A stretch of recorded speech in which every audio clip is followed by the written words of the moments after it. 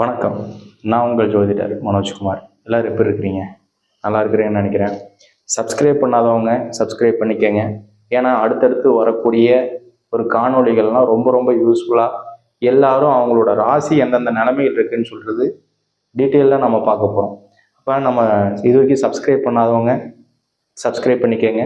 நம்மளுக்கு சப்போர்ட் பண்ணிட்டு இருக்கிற எல்லா கஸ்டமருக்கும் எல்லா நண்பர்களுக்கும் என்னோட பரிபூர்ண நன்றிகள். தொடர்ந்து நம்ம சேனலை ஃபாலோ பண்ணிட்டுருங்க, கமெண்ட் பண்ணுங்கள். இன்றைக்கி பார்க்கக்கூடிய டைட்டில் என்னென்னு கேட்டிங்கன்னா, குரு பயிற்சி 2024. 2024 குரு பயிற்சி எப்படி இருக்க போகுதுன்னு நான் சொல்கிறத விட நம்மளோட ராசி கட்டங்களில் இருக்கக்கூடிய நட்சத்திரங்கள் ரீதியாகவும் அவங்களுக்கு கொடுத்துருக்கிற கிரக ரீதியான சாராம்சங்களும் அவங்களோட பார்வைகள் எப்படி இருக்குது, குரு யார் யார் எப்படி எந்தெந்த வலிமையில பார்க்க போகிறாரு, எவ்வளோ பர்சன்டேஜில் இருக்க போகுதுலாம் ரொம்ப டீட்டெயில்டாக ராசி மண்டலத்தோட வரைபடத்தோட உங்களுக்கு டிஸ்பிளே பண்ணி அது எந்தெந்த பாவகத்துல இருந்து எந்தெந்த பார்வையினால பார்க்க போறாருங்கிறது ரொம்ப டீட்டெயில்டாக எக்ஸ்பிளைன் பண்ணியிருக்கிறேன் பின்னாடி.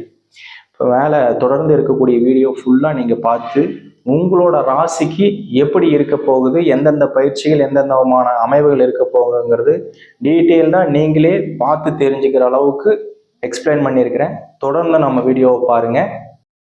நட்சத்திரங்கள் உள்ளடக்கிய ராசி மண்டலங்களோட வரைபடத்தில் இப்போ காட்டியிருக்கிற அந்த பிங்க் கலர் கட்டம் அப்படின்னு சொல்றது துலா ராசிக்கு அதிபதினு சொல்லுவோம். இந்த துலா ராசியை பற்றி தான் இப்போ நம்ம பேச போகிறோம். இந்த துலா ராசியில இருக்கக்கூடிய நட்சத்திரங்கள் என்னென்னு கேட்டிங்கன்னா, சித்திர நட்சத்திரம் 2 பாதம், சுவாதி நட்சத்திரம் 4 பாதம், விசாக நட்சத்திரம் 3 பாதம். இந்த 9 பாதங்கள் உள்ளடக்கிய ராசி தான் துலா ராசி. கிட்டத்தட்ட 180 டிகிரியில் ஆரம்பித்து 210 டிகிரி வரைக்கும் இந்த ராசிக்குள்ளார தான் இந்த நட்சத்திரங்கள் வளர போறாரு. அப்போ இந்த சித்திர நட்சத்திரம் இதுக்கு யார் அதிபதி அப்படின்னு கேட்டீங்கன்னா, சித்திர நட்சத்திர அதிபதி செவ்வாவா போயிடுறாருங்க. இந்த செவ்வா இந்த வீட்டுக்கு எத்தனாவது வீட்டு அதிபதினு கேட்டீங்கன்னா 2 கூடையவனாகவும் 7 கூடையவனாகவும் ஆயிடுவாங்க. 2 கூடையவன் 7 கூடையவன் அப்படின்னு சொல்றப்போ பார்த்தோம்னா குடும்பஸ்தானம், தனபாகிய ரீதியான பலம் ஸ்தானம், 2வது 7ல் இருக்கக்கூடிய கலத்தர ஸ்தானம்னு சொல்லுவாங்க. இப்போ உங்க ராசிக்கு 2ஆம் பாவக அதிபதியும் 7ஆம் வீட்டு அதிபதியாகவும் இருக்கக்கூடிய செவ்வா உங்களுக்கு எல்லா விதத்திலையும் ஒரு மாற்றங்கள் ஏற்படுத்தக்கூடிய விஷயமாகும். சின்னதாக இந்த செவ்வாவோட ஆதிக்கம் நம்மளுக்கு சரியில்லை, செவ்வாவோட பயிற்சிகள் நம்மளுக்கு பாதகமாக இருக்குது அப்படின்னு சொன்னோம்னாவே டைரெக்டாக நம்மளுக்கு அஃபெக்ட் பண்ணுறது குடும்ப ரீதியாகவும் வீட்டில் ஒரு வாக்குவாதங்கள் ரீதியாகவும் கணவன் மனைவிக்குள்ளே இருக்கிற பிரிவினங்கள் சார்ந்த விஷயங்கள் தான் கொடுக்கும். சரிங்க. அப்போ இந்த சித்திர நட்சத்திரத்தில் இன்னும் குரு பயிற்சி எப்படி இருக்குது அப்படின்னு கேட்டிங்கன்னா 7ல், அதாவது 7ஆம் வீட்டு அதிபதியில் இருக்கக்கூடிய குரு 8ல் போய் உட்காந்துடுறாரு ரிஷபராசி. அப்போ அந்த வீட்டு அதிபதி யாருன்னு கேட்டீங்கன்னா சுக்கிரன். ஒரு ஆணா இருந்தா ஒரு பெண் பாவகனையான அமைவுகள் அப்படின்னு சொல்றது சுக்கிரன் சொல்லுவாங்க. 2வது உங்க வீட்டு அதிபதியே சுக்கிரன். அந்த சுக்கிரனோட வீட்டுல குரு போய் உட்கார போறார். அவர் உட்கார்றதும் இல்லாம அவரோட பார்வைகள் உங்களோட ராசிக்கு எங்க வராருன்னு கேட்டீங்கன்னா 2ஆம் இடத்தையும் 4ஆம் இடத்தையும் உங்களோட ராசிக்கு 12ஆம் வீட்டையும் பார்க்குறாரு. அப்போ குரு உட்கார்ந்த இடத்தோட பார்க்குற பார்வைக்கு வீரியம் ஜாஸ்தின்னு சொல்லுவாங்க. அப்போ ஒரு ஒரு தெரிஞ்சே ஒருத்தருக்கு பகைப்பற்ற ஒரு இடத்துக்கு ஒரு பாம்புக்கு பாலை ஊத்துற மாதிரியோ, இல்லை தேவையில்லாத சிக்கலில் போய் அனுபவிச்சிக்கக்கூடிய விஷயமாவோ, இல்லை விரயங்கள் ஒரு ஸ்டேஷன் கோர்ட்டுக்கு போயிடலாம், அது மூலியமா நம்ம ப்ராப்ளமை சால்வ் பண்ணிக்கலாம் அப்படின்னு சொல்லக்கூடிய விஷயங்கள் எதுவுமே உங்களுக்கு இன்னைக்கு கை கொடுக்கக்கூடிய நிலைமையில கிடையாதுங்க. இப்போ அந்த கை கொடுக்கக்கூடிய நிலைமைகள் இல்லை அப்படின்னு சொல்றப்ப இதை சார்ந்த விரயங்களுக்கு போகிறது, இல்லை நம்ம ஸ்டேஷன் கோர்ட்டில் போய் நம்ம இதை நம்ம சாதிச்சிடலாங்கிற நினைப்பு இருக்கிறது, இந்த மாதிரி விஷயங்கள்லாம் இன்னைக்கு முழுக்க விரயத்தில் கொண்டுட்டு போய் விடக்கூடிய ஒரு டைம் தாங்க. சரி, என்னதான் பண்ணலாம், பாசிட்டிவ் எதனாச்சும் இருக்கான்னு கேட்டீங்கன்னா, இந்த குருவோட பார்வைகள் பார்க்குற இடம் ரொம்ப ஒரு செட்டில்டான ஒரு இடத்த பார்க்குறாரு. அப்போ உங்களோட அதிபதியான செவ்வாவோட வீட்டை 2ஆம் இடத்தை குரு 7ஆம் இட பார்வையா பார்க்க போறாரு. அப்ப குடும்பத்துல ஏற்படுற சிக்கலோ பிரச்சனைகளோ எந்த அளவுக்கு கொடுத்தாலும் உடனே அதை ரெக்கவர் ஆகிறதுக்கும் சீரமைக்கிறதுக்கான வாய்ப்புகளும் குரு செய்வாருங்க. அப்ப ஒரு தனபாகிய ரீதியான பலம்.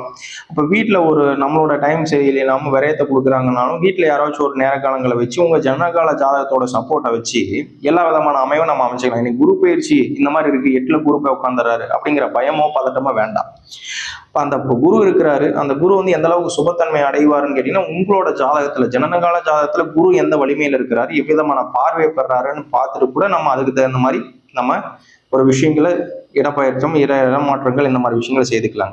உங்களுக்கு 4ல் இருக்கிறாரு அப்படின்னு சொல்றப்ப ரொம்ப நாளா ஒரு வீடு மனை கட்டிட்டு இருந்தேங்க, பெண்டிங்ல இருக்கு, இல்லை ரொம்ப நாளாக வந்து டிலேல இருக்குது, எனக்கு பணம் காசு ரெடி ஆக மாட்டேங்குது, இல்லை வேற ஏதாச்சும் ஒரு கடன் கேட்டாலும் செட் ஆக மாட்டேங்குது கொடுக்க மாட்டேங்கிறாங்க அப்படின்னு சொல்லக்கூடிய விஷயங்களுக்கெல்லாம் இந்த குரு பயிற்சி உங்களுக்கு உதவி கொடுத்து இன்னைக்கு விரய பாதத்தை கொடுத்தாலும் சுப விரயங்கள் ஆக்கிறதுக்கான வாய்ப்புகளை பலப்படுத்தி கொடுப்பாருங்க. அப்போ ஒரு வண்டி வாகனமோ சொத்து பார்த்தோ இல்லை சொந்த வீடுக்கு போகிறதுக்கான யோகமோ இந்த மாதிரி விஷயங்களுக்கு நான் விரயம் பண்ணாலும் சரி, இன்னைக்கு நான் ஒரு சொந்தமான வீட்டில் போய் சுகமா உட்காந்து வாழணும் அப்படின்னு சொல்லக்கூடிய நினைப்புக்கு இன்னைக்கு இந்த குரு பயிற்சி முழுவதுமா உங்களுக்கு சப்போர்ட் பண்ணி கொடுக்கக்கூடிய டைமா இருக்கும், பயன்படுத்திக்கங்க. அடுத்தது சுவாதி நட்சத்திரம். இந்த சுவாதி நட்சத்திரத்துல பிறந்தவங்க வந்து பார்த்தோம்னா ராகு அதிபதியா வந்துடுறாருங்க. இந்த ராகு அப்படின்னு சொல்றப்ப உங்களோட ஸ்தானத்துக்கு அஞ்சுல அதாவது 6ல போய் உட்காந்துருக்கிறாரு. இந்த ராகு கேது அப்படின்னு சொல்றவங்களுக்கு வந்து ஒரு சொந்த வீடு சுய வீடு அப்படின்னு கிடையாதுங்க. ஏன்னா சாயா கிரகம் நிழல் சார்ந்த கிரகம் அவங்க எந்த வீட்டுல போய் உட்காடுறாங்களோ அது என் வீடு அப்படின்னு சொல்லக்கூடிய ஒரு அதிபதி. அப்ப இன்னைக்கு இருக்கக்கூடிய காலச்சக்கரத்தின்படி ராகு கேது பயிற்சி ஆனதுக்கு அப்புறம் ராகு எங்க போய் உட்காந்துருக்கிறாருன்னா உங்களுக்கு 6ஆம் பாவத்துல மீனத்துல போய் உட்காந்துருக்கிறாரு. அப்ப மீனத்துல உட்கார்ந்து ராகு அவர் குருவோட வீட்லயே உட்கார்ந்துருந்தாரு, குரு உங்களோட ராசி 7ல உட்கார்ந்துருந்தாரு அப்படின்னு சொல்றப்ப இன்னைக்கு ஒரு மருத்துவ ரீதியான செலவு, கடன் சார்ந்த விஷயங்கள், இது சார்ந்த ஒரு சகாய பலன்கள் எல்லாமே உங்களுக்கு நல்ல பாசிட்டிவான ஒரு விஷயங்கள் கொடுத்துட்டு இருந்துச்சு. அதுவே இன்னைக்கு இருக்கக்கூடிய நேர காலங்கள்ல 8ல குரு போய் உட்கார்ந்துறாரு. ஒரு பக்கம் நம்மளுக்கு எதிரி கடன் பிரச்சனைகள் இது சார்ந்த விஷயங்கள் கொடுக்கக்கூடிய ஒரு வாய்ப்பு, இல்லை அதை சார்ந்த விரயங்கள் கொடுக்கக்கூடிய நேர காலங்களும் அமைக்க ஒரு வாய்ப்புகள் இருந்தாலும், அதே மாதிரி 6ஆம் வீட்டு அதிபதியான ராகு அப்படின்னு சொல்றப்ப அவர் குருவோட வீட்டுல உட்கார்ந்துருக்கிறாரு. அவங்க முழு ஒரு சாங்கிய பலன் ஒரு சாதக பலன் அமையல அப்படின்னு சொன்னோம்னா ஒரு சில விஷயங்களை ரொம்ப கேர்ஃபுல்லா ரொம்ப தெளிவா காய நவுத்தணும்னு சொல்லுவோம். அந்த மாதிரி நவுத்தினாதான் நம்மளுக்கு எந்த விஷயமா இருந்தாலும் ஒரு அமைவு தேவைங்க. அதே மாதிரி ஒரு எதிர்ப்பு தெரியாத விஷயங்கள், நம்மளுக்கு இது வரைக்கும் அனுபவம் இல்லாத விஷயங்களை வந்து நம்ம தலையிடக்கூடிய ஒரு வாய்ப்புகள் இருக்கான்னு கேட்டீங்கன்னா 100க்கு 100% கிடையாது. தெரிஞ்ச விஷயத்துல நம்மளுக்கு எந்த விஷயம் பாசிட்டிவா இருக்கும், இல்லை நம்மளோட நேர காலங்கள் ஒத்து வரல அப்படின்னு சொல்றப்போ குடும்பத்தோட சப்போர்ட்டுகள் ஏத்துக்கிறது, குடும்ப ரீதியான பலம் ஏத்துக்கிட்டு ஒரு சில விஷயங்கள் செய்துக்கிறது, இதெல்லாம் வந்து பார்த்தோம்னா உங்களுக்கு முழு பாசிட்டிவான ஒரு வைப்ஸ் ஏற்படுத்தி கொடுக்கும். அப்ப திருமண ரீதியாவோ புத்திரபாகிய ரீதியாவோ இந்த மாதிரி விஷயங்கள் எல்லாம் வந்து பார்த்தோம்னா ஒரு சப்போர்ட்டும் உண்டு, ஒரு சில ஒரு தயக்கமும் உண்டு. அப்ப மருத்துவ ரீதியான செலவினங்கள் வருது அப்படின்னு சொல்றப்ப அதுக்கான ஒரு ப்ரிகாஷனோட இருந்துக்கிறதுங்கிறது பெட்டரான விஷயங்க. அப்ப அதுக்கான சேவிங்ஸோ இல்லை இருக்கக்கூடிய விஷயத்த அப்படியே மெயின்டைன் பண்ணிட்டு போயிடலாம் அப்படின்னு சொல்லக்கூடிய டைம் தான் இது. அடுத்தது விசாக நட்சத்திரம். இந்த விசாக நட்சத்திரம் 1, 2, 3 பாதங்கள் உள்ளடக்கிய ஒரு ராசி அப்படின்னு சொல்றப்ப இந்த துலா ராசியை சொல்லலாம். இந்த வீட்டு அதிபதி குருவாவே வந்துடுறாருங்க. இந்த வீட்டு அதிபதியான குரு வந்து 8ல போய் உட்கார்ந்துருக்கிறாரு அப்படின்னு சொல்றப்ப நிச்சயமா ஒரு சில விஷயங்கள்ல நம்மளுக்கு போர்க்களமா தான் இருக்கும். அப்ப போர்க்களம் சொல்றதை விட பிரச்சனைகள், திடீர் கண்டங்கள் சார்ந்த விஷயங்கள், விபத்து, இந்த மாதிரி விஷயங்களுக்கு நம்மளுக்கு விரயங்கள் செய்யறதுக்கான வாய்ப்புகள் பலம் அதிகம். ஆனா அதுவே வந்து பார்த்தோம்னா இன்னைக்கு ஒரு செட்டில்டான விஷயங்கள், நம்மளுக்கான பாதுகாப்பான ஒரு விஷயங்களுக்கு போயிட்டு விரயத்தை அது மூலியமா நம்ம சந்திக்கிற மாதிரி இருக்கு அப்படின்னு சொன்னோம்னா அதுவே நம்மளோட பாசிட்டிவான விஷயத்தை கொண்டுட்டு வந்துடலாங்க. அப்ப இந்த ஜாதகத்துக்கு இந்த விசாக நட்சத்திரம் 8ல போய் உட்காந்துருக்குறாங்க, அப்போ குருவே நம்மளுக்கு 8ல போய் உட்காந்துருக்கிறாருன்னு சொல்றக்கூடிய விஷயங்கள் தாண்டி சொல்லணும்னா அந்த குருவோட பார்வைகள் வந்து உங்களுக்கு நல்ல பார்வையை பெற்றுறாருங்க. 2ஆம் வீட்டையும் 4ஆம் வீட்டையும் 12ஆம் வீட்டையும் பார்த்துடுறாரு. அப்போ ஒரு விரயத்தோட போய் சுப விரயங்கள் செய்யறதுக்கான வாய்ப்புகளை பலப்படுத்தி கொடுத்துருவார். அப்ப விரயம் செய்யறதுக்கு நம்ம யோசிக்காம ஒரு சில விஷயங்கள் நல்லபடியா செய்துக்கிட்டோம்னாவே போதும். இது வந்து ஜென்ரலான ஒரு கோச்சார பலன் மட்டுமே தவிர்த்து உங்களோட ஜனன கால ஜாதகத்துல குரு எந்த வலிமையில இருக்கிறாரு, நல்லவரா இருக்கிறாரா கெட்டவரா இருக்கிறாரா, அவர் உட்கார்ந்துருக்கிற இடம் எந்த விதமான இடத்துல இருக்கிறாரு, இல்ல 1, 5, 7, 9 பாவகத்துல உட்கார்ந்துருக்கிறாரா, இல்ல 2, 7, 11ஆம் இடத்துல உட்கார்ந்துருக்கிறாரா. மொத்தத்துல குரு வந்து உங்களோட ஜனன கால ஜாதகத்துல 2ஆம் இடத்துலயோ லக்னத்துல இருந்து 2ஆம் இடமாவோ இல்ல 5ஆம் இடமாவோ இல்ல 7ஆம் இடமாவோ இல்ல 9ஆம் இடமாவோ இல்ல 11வது இடமாவோ போய் உட்காந்துடுறாரு அப்படின்னு சொல்றப்ப நீங்க இந்த குரு பயிற்சியை பத்தி பெரிதளவுக்கு நம்ம கேர் பண்ணிக்கணுங்கிற அவசியமே இல்லைங்க. அப்ப உங்களோட ஜாதகத்தை எடுத்து புரட்டி பாக்குறப்ப இந்த மாதிரி இடத்துல குரு போய் உட்காந்து பாக்குறாரு அப்படின்னு சொல்றப்ப இந்த குரு பயிற்சி நம்மளுக்கு பெரிய மாற்றங்களோ சிரமங்களோ பிரச்சனைகளோ ஏற்படுத்த மாட்டாரு. அப்ப அதை வந்து நம்ம முன்னாடி நிறுத்தி பாத்துக்கிறதும் முக்கியமான ஒரு தகவலா இருக்கும்னு நினைக்கிறேன். அடுத்தது இப்ப நம்ம பார்க்கக்கூடியது வந்து ராசி மண்டலம். ஒரு ராசிக்கும் என்னென்ன மண்டலங்களுக்கு என்னென்ன விஷயங்கள் கொடுக்க போறாருங்கிற மண்டலம். இதுல நம்ம காலபுருஷ சக்கரத்தின்படி 7வது ராசியை தான் நம்ம பார்த்துட்டு இருக்கிறோம். இந்த 7வது ராசி அப்படின்னு சொல்றப்ப கலத்தர ஸ்தானத்துக்கு முக்கியமான ராசின்னு சொல்லுவாங்க. இப்ப கலத்தர ஸ்தானம்னு சொல்றப்ப 7ஆம் பாவகம் ஒரு திருமணத்துக்கு, ஒரு கணவன் மனைவிக்குள்ள இருக்கிற ஒற்றுமை, அந்நோனியம், இந்த மாதிரி விஷயங்களுக்கெல்லாம் முக்கிய காரகத்துவமா போகுங்க. அதே மாதிரியே இந்த ராசி அதிபதி யாருன்னு கேட்டீங்கன்னா ஆண் ராசியா போயிடுறாருங்க. இந்த வீட்டு அதிபதி வந்து சுக்கிரனா போயிடுறாரு. காற்று ராசியா போயிடும். சரராசி அப்படின்னு சொல்லுவாங்க. இந்த சரராசி அப்படின்னு சொல்றப்ப எந்த ஒரு விஷயமே ஒரு சரளமா எடுத்துக்கக்கூடிய ஒரு வாய்ப்பு, ஒரு முக்கியமா அடுத்த கட்ட மாற்றத்துக்கு போகக்கூடிய ஒரு விஷயங்கள், இது அனைத்துமே சிந்தனை பார்வையோட செயல்படக்கூடிய ஒரு வாய்ப்பு இந்த ஜாதகம். அதே மாதிரி இந்த கட்டங்களுக்கு வந்து பார்த்தோம்னா வெள்ளை நிறம் அப்படின்னு சொல்றது எல்லா விதத்திலையும் உங்களுக்கு சகாய நிறமா இருக்கும்னு சொல்லுது. இப்போ வெள்ளை சார்ந்த விஷயங்கள், வெள்ளையா இருக்கக்கூடிய ஒரு துணிகள் உடுத்திக்கிறது, இதெல்லாம் உங்களுக்கு நல்ல பலத்தை ஏற்படுத்தும். அதே மாதிரி காற்று ராசின்னு சொல்றப்ப எந்த விஷயமா இருந்தாலும் ஒரு பேசிடுறாங்க அப்படின்னு சொல்றப்ப அது அப்பயே மறந்து போகக்கூடிய ஒரு ராசியாகும். ரொம்ப பர்சனலைஸ்டா எடுத்துக்காத, ரொம்ப வேண்போக்கா போகக்கூடிய ஒரு ராசியாகவும் இந்த ராசி செயல்படுங்க. அதே மாதிரி இந்த ராசி துலா ராசிக்கு வந்து பார்த்தோம்னா ஒரு உடல் உறுப்புகள் சார்ந்த விஷயங்கள் கொடுக்கணும்னா தொப்புள் இல்லை அடிவயிறு இந்த சம்பந்தப்பட்ட ஒரு பாதகம். அப்ப இன்னைக்கு ஒரு மருத்துவ ரீதியான செலவினங்கள் வருது. இந்த ராசிக்கு வந்து நம்ம சுவாதி நட்சத்திரத்தை சொன்னோம் இல்லையா, இந்த சுவாதி அப்படின்னு சொல்றப்ப அவங்களுக்கு மருத்துவ ரீதியான செலவினங்கள் வருதுன்னு சொல்லியிருந்தோம். அந்த மருத்துவ ரீதியான செலவினங்கள் சொல்றப்ப அடிவயிறு சார்ந்த பிரச்சனைகள், அடிவயிறு சார்ந்த விரயங்கள் கொடுக்கறது, இல்ல தொப்புள் சார்ந்த விஷயங்கள் கொடுக்கறது. அப்ப இந்த வயிறு சார்ந்த பிரச்சனையோ ப்ராப்ளமோ அதிகமா நம்ம சந்திக்கக்கூடிய வாய்ப்பாகவும் செயல்படுங்க. அப்ப அந்த சாப்பிட்ற விஷயங்கள், இல்ல நம்ம வெளியில போறோம், நம்ம எடுத்துக்கக்கூடிய இன்டேக் எடுத்துக்கக்கூடிய விஷயங்கள் எல்லாமே ரொம்ப ப்ராப்பரா இருக்கணும். இப்ப நம்ம ஒரு வெளியிலயா நம்ம தண்ணி இன்டேக் அப்படின்னு சொல்றது வந்து ரொம்ப ரெகுலரா இருக்கணும். இது இந்த ராசியில இருக்கிறவங்க அதிகமா தண்ணி அப்படின்னு சொல்றது அதிகமா எடுத்துக்க மாட்டாங்க. இப்ப ஜென்ரலா ஒருத்தர் ஒரு உடம்புக்கு தேவை 20 கிலோ 1 லிட்டர் தண்ணி எடுக்கணும்னு சொல்லுவாங்க. அப்ப ஜென்ரலா நம்ம வெயிட்டுக்கு ஏற்ற மாதிரி ரெகுலரா ஒரு நீர் சத்துக்கள் சார்ந்த விஷயங்கள் அப்படின்ற ஒரு ரெகுலரா இருந்துட்டாவே நம்மளுக்கு உடல்ல வயிறு சார்ந்த பிரச்சனைகள் எதுவும் வராதுங்க. அப்ப அது சார்ந்த விஷயங்களையும் ரொம்ப கேர்ஃபுல்லா இருக்கணும். அப்ப 7வது ராசி உங்களுக்கு 8வது ராசியான விருச்சிக ராசியை குரு 7ஆம் இட பார்வையா பார்க்க போறாரு. அதே மாதிரி அடுத்தது மகர ராசியை 9ஆம் இட பார்வையா பார்க்க போறாரு. அடுத்தது உங்களுக்கு அடுத்து 2 பணங்கள்ல இருக்கக்கூடிய கன்னி ராசியை 5ஆம் இட பார்வையா பார்க்க போறாரு. இப்ப இந்த 3 ராசியுமே உங்களுக்கு 2 கூடியவனாகவும் 4 கூடியவனாகவும் 12 கூடியவனாகவும் வந்துட போறாங்க. அப்ப அந்த 4 2 4 12 கூடியவன் வந்து பார்த்தோம்னா ஒரு சில விரயங்கள் ஏற்படுத்தக்கூடிய வாய்ப்புகள் உண்டு. இந்த விரயமும் அப்படின்னு சொல்றது குடும்பத்துக்காக செய்யக்கூடிய விரயங்கள் சொல்லுவேன். இப்போ குடும்பத்துக்காக செய்யக்கூடிய விரயங்கள் அப்படின்னு சொல்றப்ப ஒரு இடம், சொத்து, இந்த மாதிரி விஷயங்களுக்கு நம்ம வாங்கி இன்வால்வ் பண்ணி இந்த மாதிரி விஷயங்கள் நம்ம ஏதாச்சும் விரயங்கள் செய்துட்டு இருக்கிறோம் அப்படின்னு சொன்னோம்னா ரொம்ப ஒரு ப்ராப்பரான சப்போர்ட் கொடுக்கக்கூடிய ஒரு வாய்ப்பு இந்த குரு மேக்சிமம் செய்து கொடுத்துருவாரு. அந்த மேக்சிமம் செய்யறப்ப வந்து பார்த்தோம்னா நம்ம கேட்கக்கூடிய இடத்துலயும் நம்ம சப்போர்ட் கிடைக்கிறதுக்கு, இல்லை லோன் சார்ந்த விஷயங்களுக்கு நம்மளுக்கு சகாய பலன் அமைச்சு கொடுக்கறதுக்கு இந்த மாதிரி விஷயங்கள்லாம் நிறைய உண்டு. அதுக்காக குரு பயிற்சி ஆயிடுச்சு, நம்ம எவ்வளவு நாளும் கடன் வாங்கி நம்ம இன்னைக்கு நல்ல விஷயங்கள் செய்திடலாம் அப்படிங்கிறதுக்கான ஒரு மேட்டருக்கு போக வேணாங்க. நம்மளால எவ்வளவு முடியும், எந்த வலிமைக்கு நம்ம செய்ய முடியும், எந்த அளவுக்கு நம்மளோட சப்போர்ட் எடுத்துக்க முடியும், இந்த விஷயத்துல மட்டும் கான்சென்ட்ரேஷன் பண்ணி அந்த மாதிரி நம்மளுக்கு தேவையான விஷயங்கள் நம்ம பேர்டன் எவ்வளவு எடுக்க முடியுமோ அந்த அளவுக்கு மட்டும் நீங்க எதனாச்சும் ஒன்று செய்து விரயத்தோட விரயம் இந்த செய்து நம்ம பண்ணிக்கலாமா அப்படின்னு நினைச்சீங்கன்னா ப்ரைவேட் பண்ணலாம். ஆனா அளவுக்கு மீறின கடன்கள் சுமந்துக்க வேண்டாம். முக்கியமா நம்ம உடல் சார்ந்த விஷயங்கள் அப்படின்னு சொல்றத ரொம்ப கேர்ஃபுல்லாகவும் ஜாக்கிரதையா இருங்க. கைகளுக்கும் தோள்களுக்கும் இப்ப அதிகமா வந்து வெயில்ல வந்து போறது வருது, இந்த மாதிரி விஷயங்கள்லாம் ரொம்ப கேர்ஃபுல்லா இருந்துக்கங்க. அதே மாதிரி வெயில்ல போறோம், வெயில்ல போய் ஏதாச்சும் ஒரு இடத்துல போய் சாப்பிட்றோம், இப்ப இந்த மாதிரி விஷயங்கள்லாம் வந்து பார்த்தோம்னா ரொம்ப கேர்ஃபுல்லா எடுத்துக்கக்கூடிய ஒரு டைம். கடைசியா இந்த நட்சத்திர அதிபதியும் நட்சத்திர தசா வருடங்களும் கொடுத்துருக்குறேங்க. இப்ப நம்ம ஃபர்ஸ்ட் பார்த்துட்டு இருந்தது சித்திர நட்சத்திரம் 2 3 பாதங்கள். இந்த சித்திர நட்சத்திரத்துக்கு நட்பு கிரகமான இல்ல இணை நட்சத்திரமான நட்சத்திரங்கள் என்னென்னு கேட்டீங்கன்னா மிருகசீரிஷ நட்சத்திரம், சித்திர நட்சத்திரம், அவிட்ட நட்சத்திரம். இந்த 3த்துக்கும் அதிபதி வந்து செவ்வாய். இந்த செவ்வாய் வந்து பார்த்தோம்னா உங்களுக்கு 7ஆம் இட பார்வையா விருச்சிக ராசியை பார்க்குறாங்க. விருச்சிக ராசி அதிபதியே செவ்வாய் அப்படின்னு சொல்றதுனால ஒரு செவ்வாவோட பார்வைகள் பெற்ற குரு அப்படின்னு சொல்றப்ப நல்ல ஒரு பாகியம் உண்டு. எதா இருந்தாலும் சமாளிச்சுக்கலாம். இந்த இதுக்கு வந்து தசா வருடங்கள் 7 வருடங்கள் இருந்துட்டு போது, ஒன்றும் பிரச்சனை கிடையாது. இந்த நட்சத்திரத்துல பிறந்தவங்களுக்கு பிறப்பிலேயே வந்து பார்த்தோம்னா செவ்வாய் தசை தான் இருக்கும். அப்ப ஜனனகால ஜாதகத்துல உங்களோட நட்சத்திரத்தை எடுத்து பார்த்தீங்க அப்படின்னு சொன்னோம்னா நீங்க பிறந்தது செவ்வாய் திசையில தான் பிறந்திருப்பீங்க. அடுத்தது சுவாதி நட்சத்திரத்துல பிறந்தவங்க, இவங்களுக்கு நட்பு அதாவது இணைக்கிற நட்சத்திரங்கள் யார் யாருன்னு கேட்டீங்கன்னா திருவாதிரை நட்சத்திரம், சுவாதி நட்சத்திரம், சதய நட்சத்திரம். இந்த 3த்துக்கும் அதிபதி யாருன்னு கேட்டீங்கன்னா ராகு. இந்த ராகு 18 வருடங்கள் வரப்போறாங்க. இந்த ராகு அப்படின்னு சொல்றப்ப உங்க ராசிக்கு 6ல உட்காந்துருக்காங்க.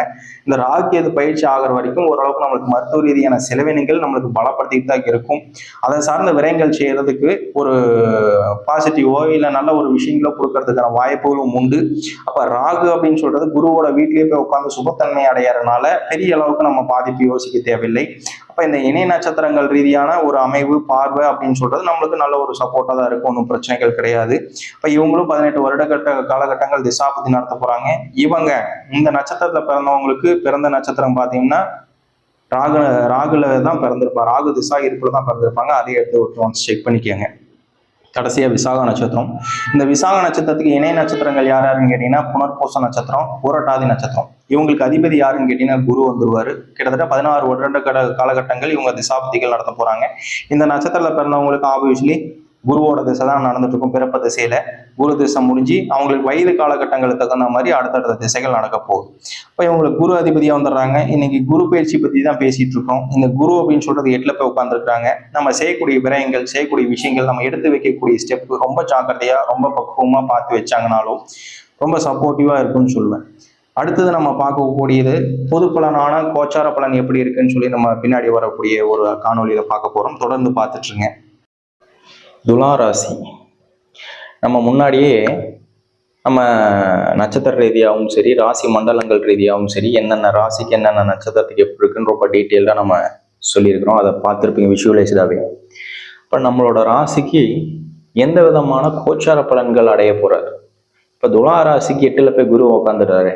இப்போ குரு 8ல் போய் உட்கார்றப்ப நம்மளுக்கு எதனாச்சும் ஒரு மாற்றம், பிரச்சனை, ஸ்டேஷன், கோர்ட்டு இந்த மாதிரி சம்மந்தப்பட்ட எதனாச்சும் பாதகம் பிரச்சனைகளை கொடுத்துருவாரான்னு கேட்டிங்கன்னா, உங்களோட ராசி அதிபதியான சுக்கிரனுக்கு குரு பகைச்சி தான் உட்கார்ந்துருக்கிறாருங்க. அந்த பகை பெற்ற குரு 8ல் போய் உட்கார்ந்துருக்கிறாரு. உங்களுக்கு உங்க வீட்டுக்கு அரை மறைவு ஸ்தானமான 3ஆம் பாவகமாகட்டும் சரி, முழு மறைவு ஸ்தானமான 6ஆம் பாவகாதிபதியாகட்டும் சரி, இவங்க 2 வீட்டு அதிபதியா இருக்கக்கூடிய குரு உங்களுக்கு 8ல் போய் மறைஞ்சு உட்கார்ந்துருக்கிறாங்கிறது பாக்கியம் தானுங்க.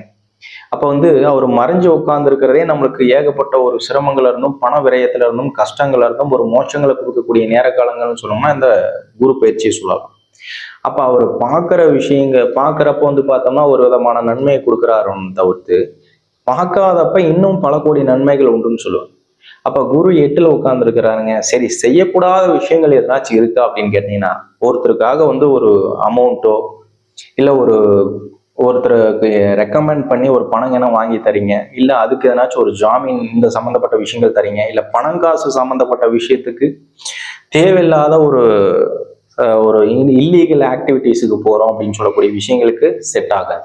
அப்போ இல்லீகல் ஆக்டிவிட்டிஸ் இந்த துலா ராசிக்கு பலன் 8ல் உட்கார்ந்துருக்கிறாரு. தேவையில்லாத ஒரு இல்லீகல் ஆக்டிவிட்டிஸுக்கு போறாங்க அப்படின்னு சொல்றப்ப நிச்சயமாக அது சார்ந்த விரயங்களோ பிரச்சனையோ கொடுக்கக்கூடிய குரு செயல்படுவாருங்க. அதாவது சம்மந்தப்பட்டு இல்லாம வேற எதனாச்சும் ஒரு இன்வெஸ்ட்மெண்ட் சார்ந்த விஷயங்களோ இல்ல நம்ம வேற எதனாச்சும் ஒரு அமைவுகள் சார்ந்த விஷயங்களோ கொடுக்குற மாதிரி இருக்குன்னா முழு சப்போர்ட் கொடுக்கக்கூடிய குருவா செயல்படுவார். அப்ப அந்த மறைவு ஸ்தானத்துல இருக்கக்கூடிய குரு 8ல் போய் மறைஞ்சு உட்காந்துருந்து எல்லா விதமான அமைவு பார்க்கறதும் சரி, நம்மளோட சுக்கிரனோட வீட்லயே போய் உட்கார்ந்து இருக்கிறதும் சரி, இவங்க ரீதியா நம்மளுக்கு மாற்றங்கள் ஏற்படும் விவேகங்கள் சார்ந்த விஷயங்களை கொடுக்கணும்னா இன்னைக்கு நம்ம ரொம்ப ஒரு ஓப்பன் மைண்டடா யோசிக்கக்கூடிய ஒரு ராசின்னு கேட்டீங்கன்னா அந்த துலா ராசி சொல்லலாம். அப்ப யாரா இருந்தாலும் எவரா இருந்தாலும் சகஜமா ஒரு ஃப்ரெண்ட்ஷிப் அடையக்கூடிய விஷயங்கள் உண்டு. அவங்க கிட்ட பார்த்தோம்னா ரொம்ப க்ளோஸா ஆகிறதுக்கான வாய்ப்புகள் உண்டு. அவங்க நம்மளோட எதிர்பார்ப்புகள், நம்மளோட சப்போர்ட் எதிர்பார்க்கக்கூடிய விஷயமா உண்டு. இப்போ நம்மளோட பார்த்தோம்னா நம்மளோட முக்கியத்துவம் கொடுத்து நம்மளுக்கு ஒரு சப்போர்ட் தேவைப்படுது அப்படின்னு உங்களை அழைக்கிறப்ப என்னன்னா அதை ஹெசிடேட் பண்ண முடியாத சூழலுக்கு ஆயிடுவீங்க. அப்போ அந்த ஹெசிடேட் பண்ண முடியாத சூழலுக்கு நம்ம ஒரு சப்போர்ட் பண்ணலாம். ஒரு ஜாமீன் தானே, ஒரு கையெழுத்து தானே போடுறோம், ஒரு சிக்னேச்சர் தானே பண்றோம், இல்லை நம்ம போய் ஒரு வார்த்தை தானே சொல்றோம் அப்படின்னு சொல்லி முன்னின்று வேலை செய்யக்கூடிய ஒரு வாய்ப்புங்கிறப்ப இந்த துலா ராசிக்கு 100% பலன் கொடுக்காது. அதே மாதிரியே உங்களோட ராசிக்கு 12ஆம் வீட்டு அதிபதியாகவும் உங்களுக்கு 2ஆம் வீட்டு அதிபதியாகவும் பார்க்கக்கூடிய குரு, அதே மாதிரியே உங்களோட ராசிக்கு 3ஆம் பாவகாதிபதியான மகர ராசிக்கும் பார்க்குறார். அப்ப இந்த 3 பாவகாதிபதியும், அதாவது உங்களுக்கு 4ஆம் வீட்டு அதிபதியா மகர ராசியும் பார்க்குறேன். இப்ப இத்தனை பாவகாதிபதியை பார்க்கக்கூடிய குரு பார்த்தோம்னா இன்னைக்கு தொழில் ரீதியான மாற்றங்கள் கொடுக்கக்கூடிய ஒரு வாய்ப்புகள், ஒரு சம்பந்தப்பட்ட விஷயங்கள் எல்லாமே உண்டு. அப்ப அது எவ்விதமான மாற்றங்களா இருக்கணும்.